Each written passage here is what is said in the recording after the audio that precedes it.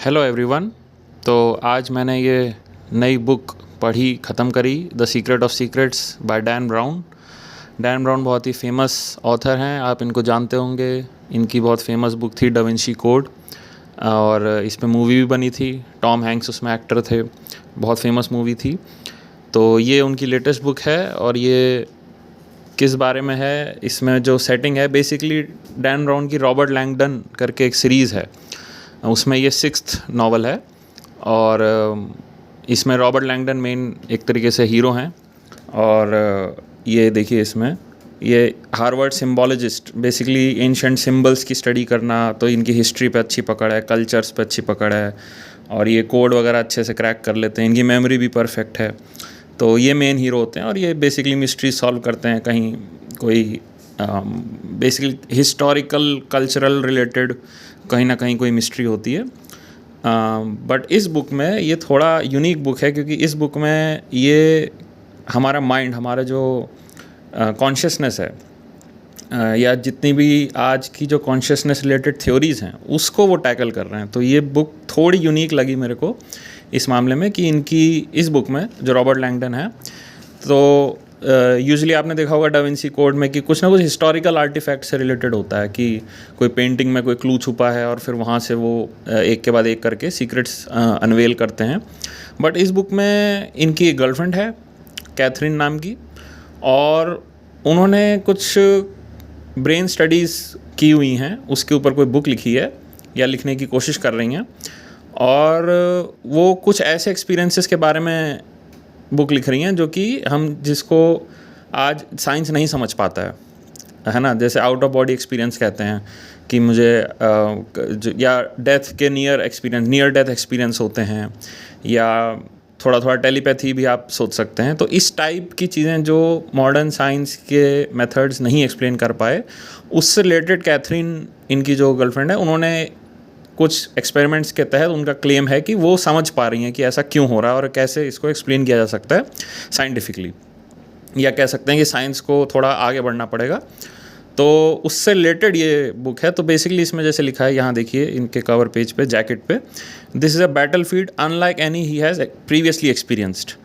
तो ये इसलिए मुझे थोड़ी यूनिक लगी कि इसमें जो आइडियाज़ हैं, मैं डैन ब्राउन का मतलब बहुत इसमें क्रेडिट दूंगा उनकी रिसर्च टीम को, या उन्होंने रिसर्च की है, कि इसमें काफ़ी जो आज की थ्योरीज़ हैं related to the mind, related to consciousness, अगर आपको इसमें इंटरेस्ट है, कि आपने न्यूज़ में भी बिल्कुल ये सुना होगा कि मरते वक्त आदमी को जैसे अपना पास्ट दिख जाता है, या फिर एक होता है सवान सिंड्रोम, कि जैसे मान लीजिए किसी को चोट लगी सर पे, और फिर उसके बाद वो कुछ चीज़ें भूल गया, लेकिन कुछ चीज़ों में इतना एक्सपर्ट हो गया कि उसको तो वो चोट आने से पहले या एक्सीडेंट होने से पहले तो वो चीज़ बिल्कुल पता नहीं थी, है ना। किसी को नई लैंग्वेज ही आ जाती है बिल्कुल। मुझे ध्यान है न्यूज़ में एक स्वीडिश आदमी का एक केस था, आई थिंक, या स्वीडिश लैंग्वेज उसको आ गई थी, हालांकि वो कभी स्वीडन नहीं गया था, और ऐसा कुछ। तो इस टाइप की जो फिनोमिना है, उसको इसमें साइंटिफिकली और हिस्टोरिकली भी काफ़ी अच्छे से एक्सप्लोर किया गया। अब इसमें देखिए, मेरा मानना इन इवेंट्स को लेके मेरा मानना थोड़ा अलग हो सकता है शायद आप लोगों से, क्योंकि ये चीज़ मुझे मानना थोड़ा मुश्किल होता है कि आउट ऑफ बॉडी एक्सपीरियंसेस वगैरह जो हैं, या उन पे जो स्टडीज़ हुई हैं साइंटिफिकली, वो कितनी सही हैं या कितनी एक्यूरेट हैं।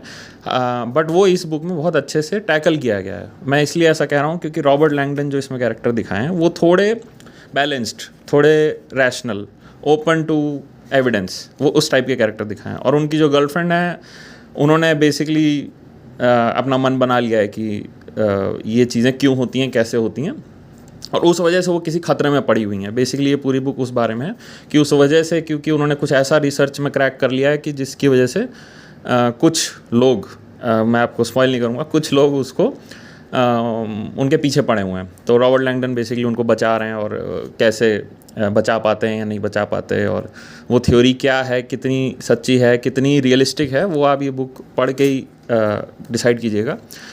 बट मैं आपको पॉइंट ये कह रहा था कि जितनी भी इसमें रिसर्च का पोर्शन है, वो मुझे इसमें काफ़ी अच्छा लगा। जो लेटेस्ट साइंटिफिक रिसर्चेज हैं उसको भी डिस्कस किया गया है बहुत ही सिंपल भाषा में, कॉन्शियसनेस रिलेटेड। चाहे वो क्वांटम कॉन्शियसनेस हो, आपने सुना होगा सर रॉजर पेनरोज जो हैं, जिनको आई थिंक नोबेल प्राइज़ भी मिला हुआ है साइंस में, फिज़िक्स में। उनकी क्वांटम आई थिंक ट्यूब्यूल्स से रिलेटेड कुछ कॉन्शियसनेस थ्योरी थी, बेसिकली वो भी इसमें डिस्कस हुई है। मतलब मैं थोड़ा हैरान था क्योंकि ज़्यादातर डैन ब्राउन जो हैं वो बिल्कुल ही हिस्टोरिकल और कल्चरल चीज़ें के बारे में सस्पेंस और मिस्ट्री थ्रिलर लिखते हैं, बट दिस इज़ ये वाला काफ़ी यूनिक लगा मेरे को जो इन्होंने टॉपिक पकड़ा था।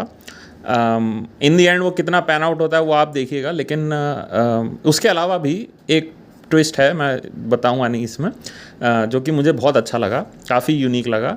तो इससे मुझे एक चीज़ और समझ में आई कि हो सकता है कई चीज़ें इसमें क्लीशेज़ हों जो आपने कई और बुक्स में या डैन ब्राउन की ही सीरीज़ में देखी होंगी। जो इनकी मूवीज़ अगर आपने देखी हैं, डा विंची कोड और इन्फर्नो और ये जो मूवीज़ आई थी, एंजल्स एंड डीमंस शायद इनकी मूवी आई थी, हालांकि मैंने देखी नहीं है, बट उनका जो स्ट्रक्चर है मूवीज़ का या स्टोरी टेलिंग का, शायद वो आपको इसमें भी रेपिटेटिव लग सकता है ना। लेकिन दाद मैं इस चीज़ की दूंगा यहाँ पे इनको, डैन ब्राउन की, कि जो रिसर्च इन्होंने की है इन टॉपिक्स पे उसको किस तरीके से रीडर के सामने रखा है, और बहुत ही ओवर द टॉप भी नहीं है कि देखो देखो ऐसा ही होता है, आप लोग मानते क्यों नहीं हो।